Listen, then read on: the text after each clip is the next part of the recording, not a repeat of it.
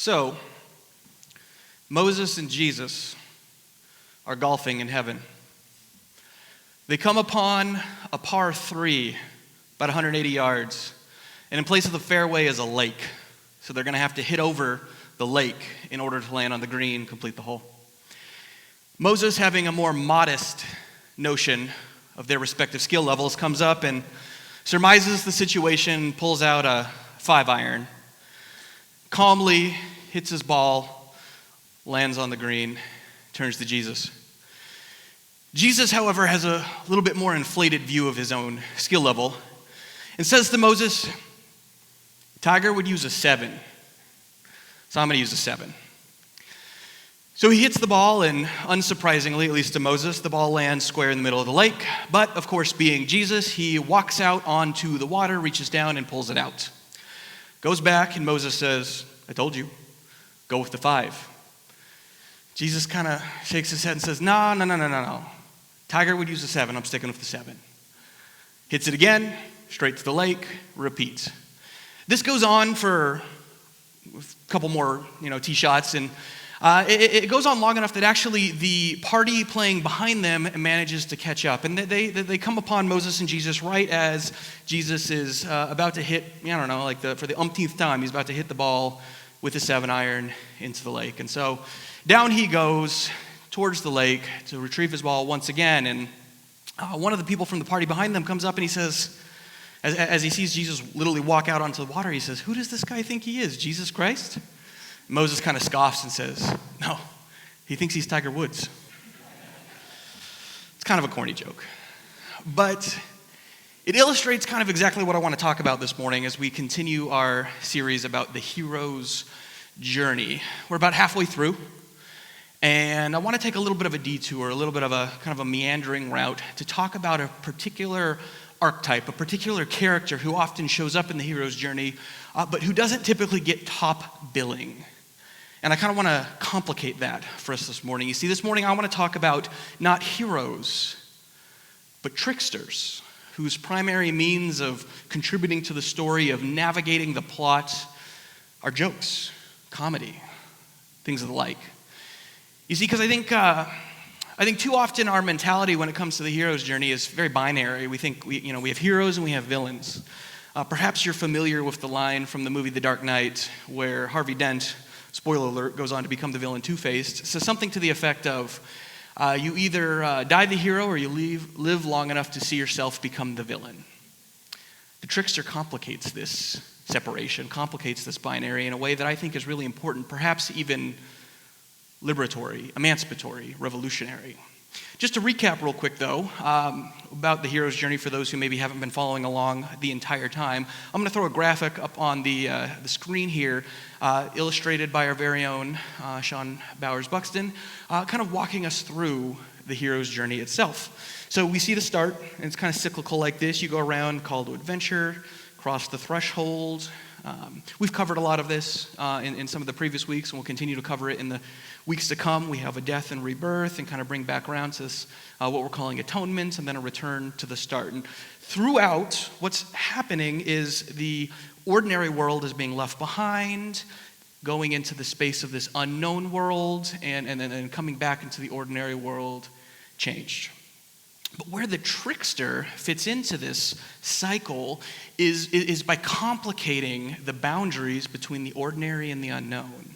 Another way to say that is the trickster complicates the boundaries between what is clean and what is dirty, what is pure, what is impure, what is finite and what is infinite, what is sacred and what is profane, and does so in such a way that not only is perhaps the hero's journey itself kind of changed and affected, but for those of us who are following along in the story, whether we're participating in it as an active subject or whether we're sort of like observing it from a distance, it renders sort of blurry the way that we understand this. And one of the trickster's primary methods, as I mentioned before, is comedy.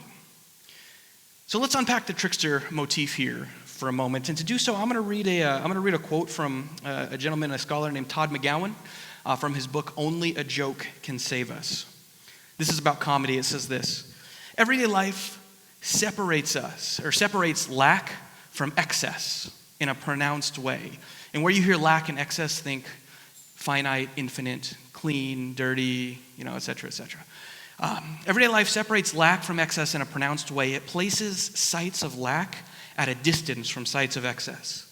Bad neighborhoods are far removed from good ones. Homeless people are kept away from nice homes, and the dying are quarantined in hospitals away from those enjoying their lives.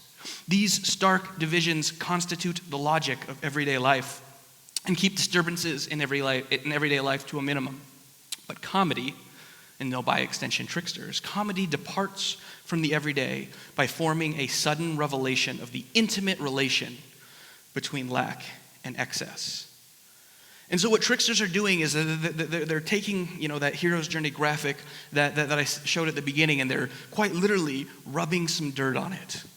Perhaps you've skinned your knee at some point, and maybe you had a teacher or a friend or someone just kind of say, rub some dirt on it. That's what the tricksters are doing. They're coming in and they're complicating the simple kind of either or, in, out, right, wrong, sacred, profane, binary that we gravitate towards both consciously and unconsciously in the way that we kind of order our existence and order our relationships to one another. In the book Trickster Makes the World, Lewis Hyde describes tricksters in a number of ways.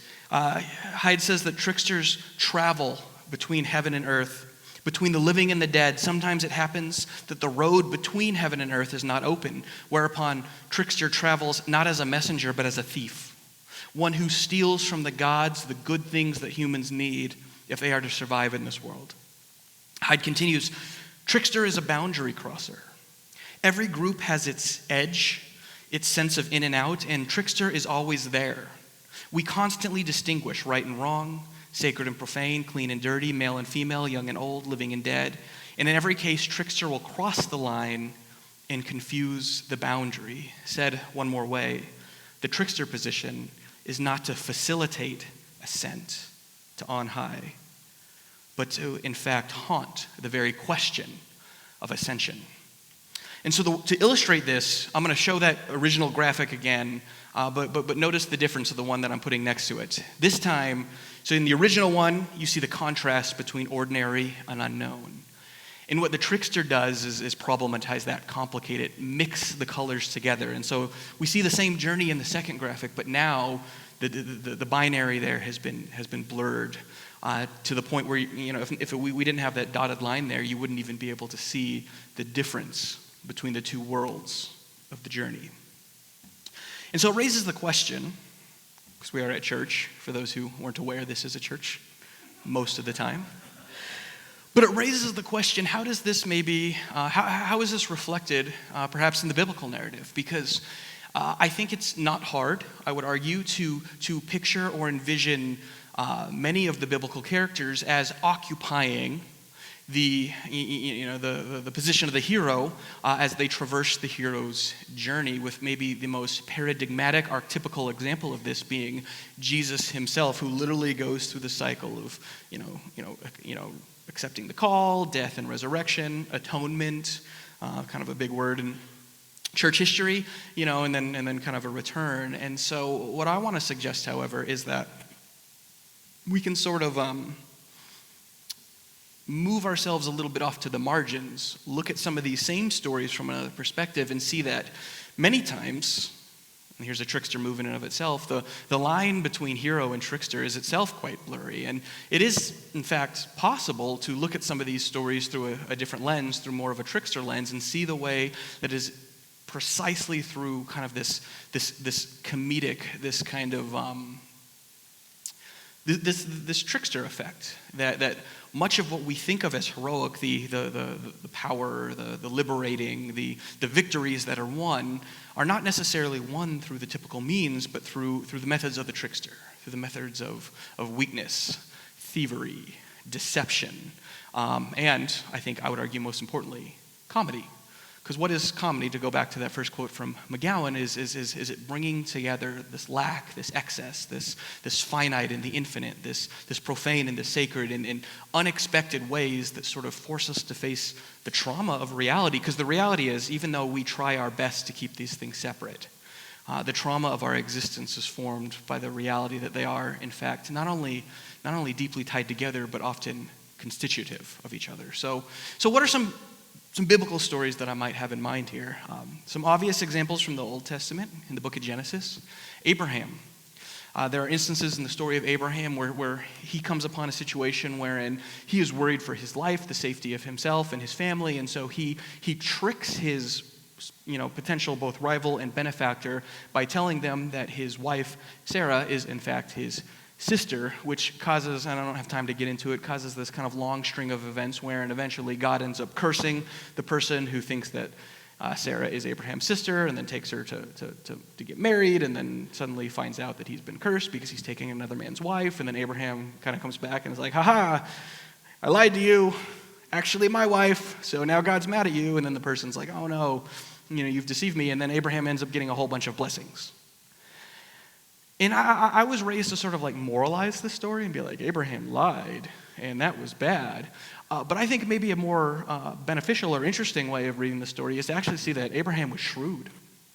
Abraham was clever. And Abraham turned a situation where he had inherent weakness into one of strength and power by deceiving his opponent into becoming his benefactor. We see a similar situation happen with Abraham's grandson, Jacob, and his relationship to his brother Esau, where he essentially tricks Esau, who is a much more stereotypically powerful individual, out of his own birthright. And again, growing up in Sunday school with my little felt board and kind of learning from kind of a cartoon kind of depiction of the story, often we moralize it. No, Jacob, he's actually, kind of unrighteous, but God rewards him anyway. It's like, no. I think in context, Jacob's shrewdness, his cleverness, the fact that he wins by beguiling his opponent, in this case his brother, is something laudable. It's heroic even. The line between, heroic and perhaps cowardly or thievery and stuff like that is blurred in the character of Jacob. But maybe the best example of this, I would argue, this blurring between hero and between trickster, between between heroism and comedy even would be Jesus himself. First and foremost, let's name the fact that the whole notion of incarnation, Jesus coming down, from heaven and embodying the finiteness or the finitude of humanity, almost maps to the kind of theory of comedy that I'm describing, bringing together the infinite and the finite, blurring the line between sacred and profane, between pure and impure. One of the more sometimes uncomfortable, depending on what sort of church you grew up in, but kind of humorous ways of thinking about this is, just asking the simple question, did Jesus poop?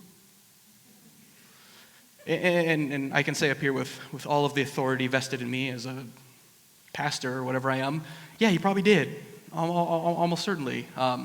Sidebar, from a resource standpoint, if you're interested in seeing a very comedic, and I would argue therefore holy, kind of juxtaposing those things together, take on this, read the book Lamb. It's a book called Lamb. It's kind of a comedic book. It's about Jesus and his best friend, Biff, and kind of growing up and kind of going through the story of the Gospels. Highly recommended. But Jesus' entire life kind of has these comedic undertones. If you've read the parables, and if they sometimes seem confusing, I think what's going on there is that in context, historically, they were really, really funny. But simultaneously funny. We don't necessarily find them funny now because we're not part of the world that Jesus was a part of. But at the very least, we can still see the way that they are revelatory, maybe even emancipatory. Because what comedy does so powerfully is in bringing together lack and excess, infinite, finite, and so on.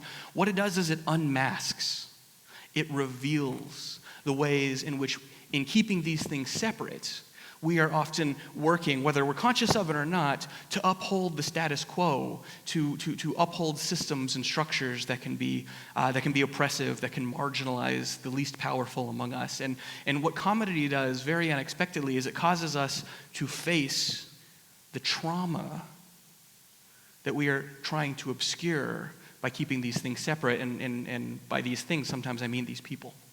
By keeping this group marginalized off over here, we are obscuring the ways that we are actually unable to find the very fulfillment that we're looking for. And comedy holds a mirror up to that and allows us to face the trauma of these realities in a way that makes it palatable, allows us to digest it. And once we can see it clearly, we can actually do something about it. We can undermine it. We can tear down these systems and structures.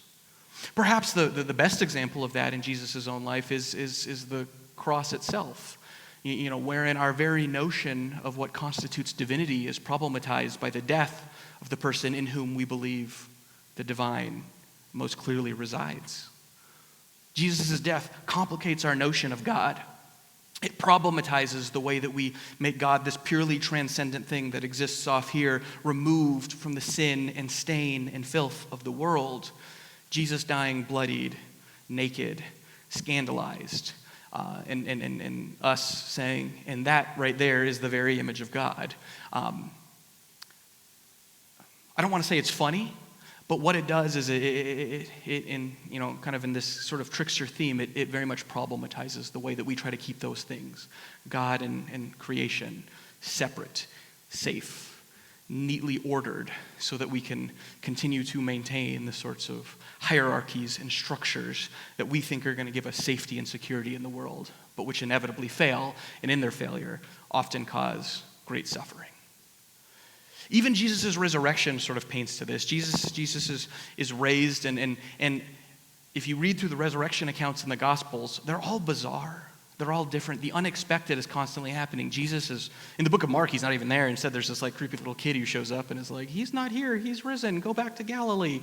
And I don't know why he sounds like the gingerbread man from Shrek, but and then in Luke, he's like a gardener, and then he's a stranger on the road. In John, he's just a ghost, but then he's a ghost who eats fish. But the point is, it's always this juxtaposition, this unexpected kind of putting together between what we would like to keep separate.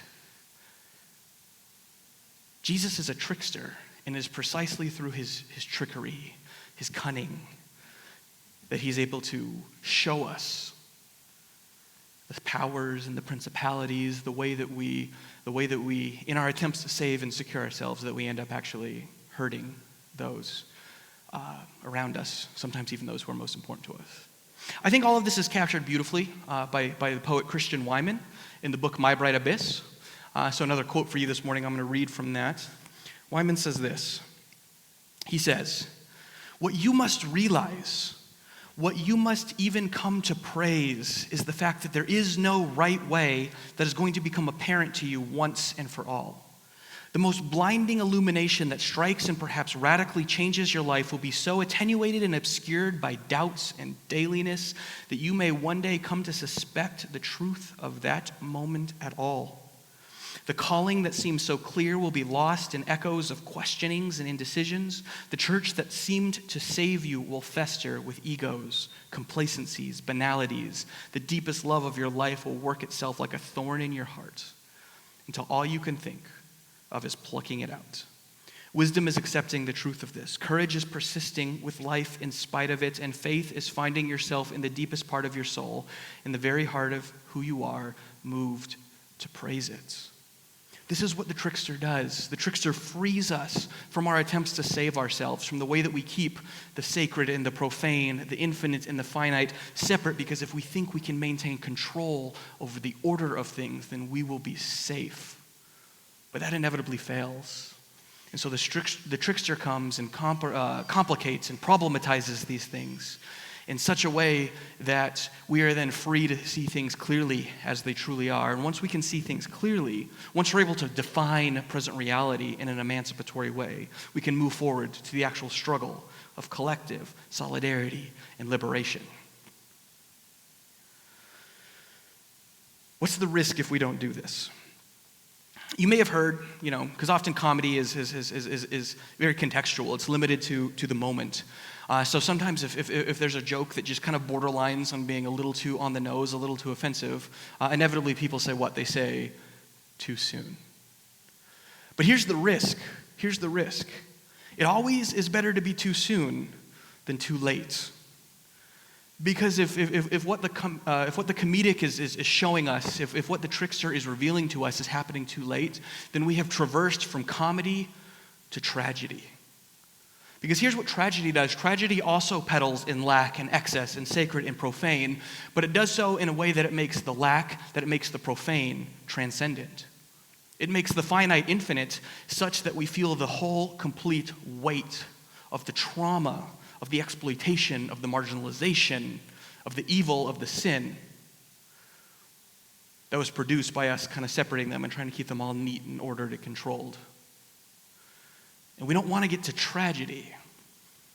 So in that sense, the gift of the trickster is precisely to be too soon, to preemptively make us aware of the ways that we are poisoning ourselves, so that we can then be free to liberate ourselves, to struggle with and for one another before things get too bad and before they traverse into the realm of the tragic.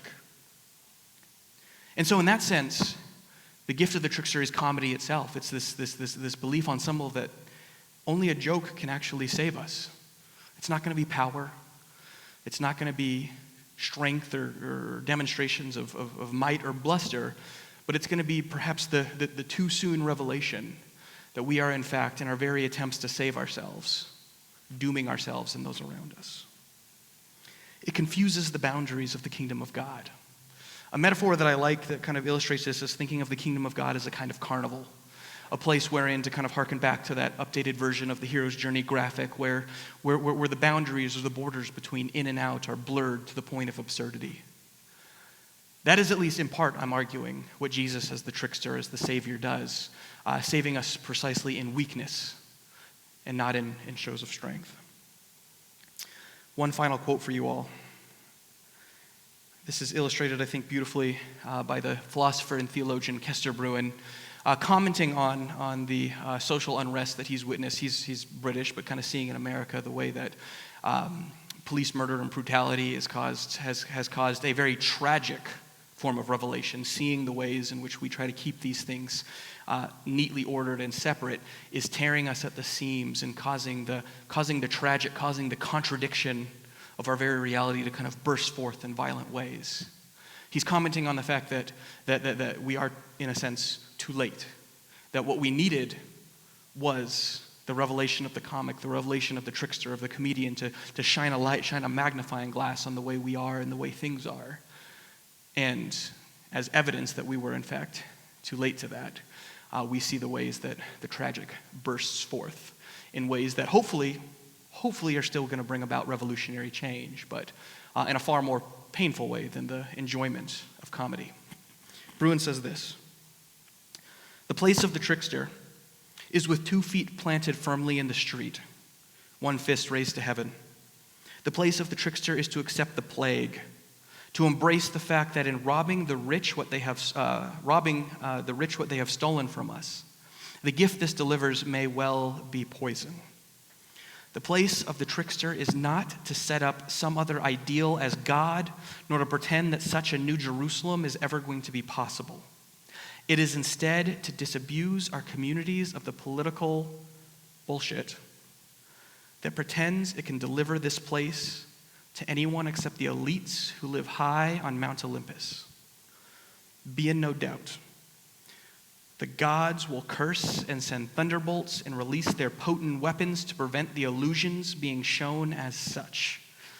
They will use all of their might, all of their powers of revelation, all of their forces they can muster to sustain the status quo, with the poor and marginalized funding their ascension. Do not stay home.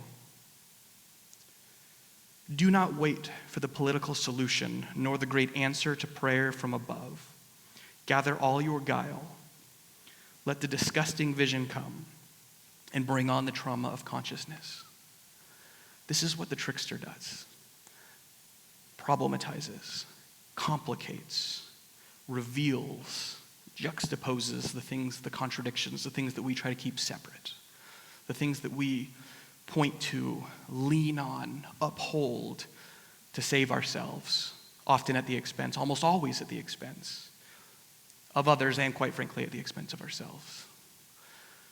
Yes, the trickster might be too soon, but it is always better to be too soon than too late. So what's the takeaway? I'm not saying to abandon the hero's journey. I don't think that's possible. I think, as we've kind of demonstrated in many ways, this cycle of journey and death and call and return and resurrection and atonement in many ways is sort of mapped onto the very fabric of reality. So if we're not going to abandon it, what do? Well, maybe rub some dirt on it. Maybe in that little act of weakness, little act of rebellion, little act of revelation, in problematizing the way that we separate the infinite from the finite. Maybe in that little joke, we can actually find some salvation. Thank you for being with us this morning. It's good to actually talk in front of a group of people. Good to see you. Grace and peace to you as you go today. Thank you.